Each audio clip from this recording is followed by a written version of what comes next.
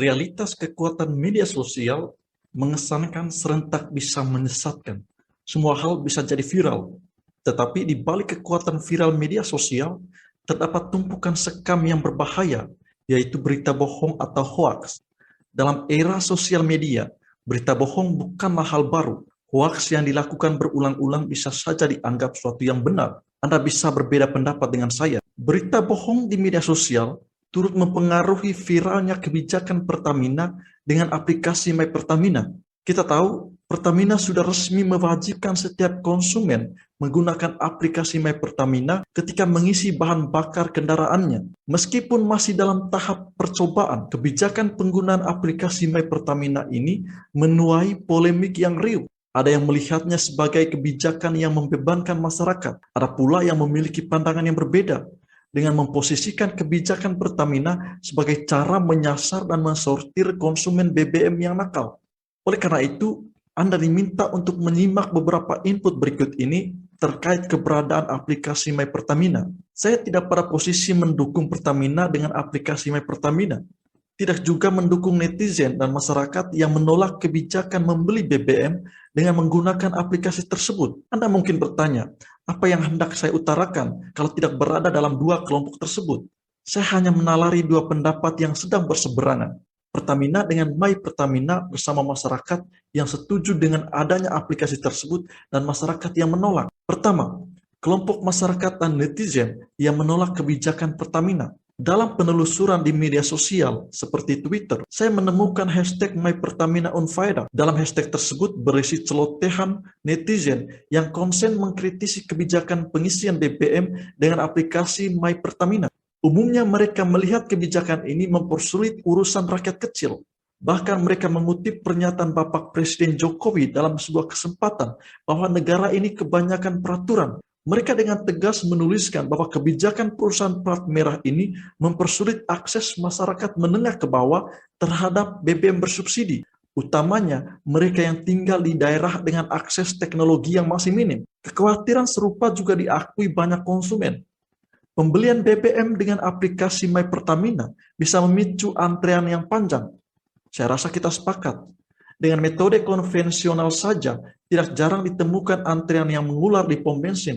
Oleh karenanya, banyak masyarakat yang menyesali kebijakan ini karena dinilai tidak efektif dan akan mempersulit konsumen. Keberadaan aplikasi My Pertamina tampaknya kontraproduktif dengan hukum alam dunia bisnis, terutama soal pelayanan terhadap konsumen. Dalam bisnis, pada hakikatnya konsumen harus diberikan sebuah pelayanan yang baik, cepat, mudah, dan tepat.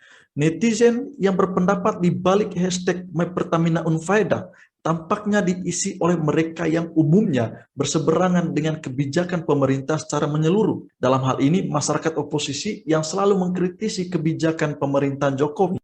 Mereka hanya menerima informasi dari kelompoknya saja sambil menutup diri terhadap alternatif yang berbeda. Saya tegaskan lagi, apa yang saya utarakan di sini hanya salah satu penalaran semata. Kedua, kita melihat tujuan kebijakan pengisian BBM melalui aplikasi My Pertamina. Umumnya, kita sebagai masyarakat masih mengira-ngira dengan adanya aplikasi My Pertamina ini. Tujuan apa yang ingin dicapai pemerintah? Terlebih, dalam beberapa bulan ke belakang, terdapat berita mengenai Pertamina yang merugi hingga triliunan rupiah, sehingga muncul dugaan masyarakat bahwa Pertamina sedang menjalankan program dari hasil evaluasi menyeluruh mengenai penyebab kerugian tersebut. Apakah aplikasi My Pertamina untuk menutupi kerugian? Tentu tidak. Bisa jadi untuk mencegah atau meminimalkan kerugian ke depannya. Saya malah menyimpulkan tujuan aplikasi ini adalah agar subsidi BBM tepat sasar. Karena sebetulnya subsidi ini untuk pemilik kendaraan golongan menengah ke bawah, bukan untuk golongan menengah ke atas, apalagi para konglomerat. Subsidi itu artinya yang berkelebihan membantu yang berkekurangan.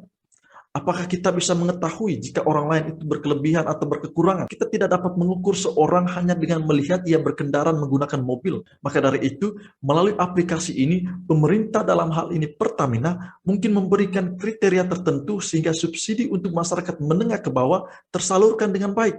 Pertamina dan pemerintah dapat memantau sejauh mana jatah subsidi itu terserap dengan baik sesuai haknya. Menurut data dari Pertamina, 60% pengguna BBM bersubsidi adalah orang kaya.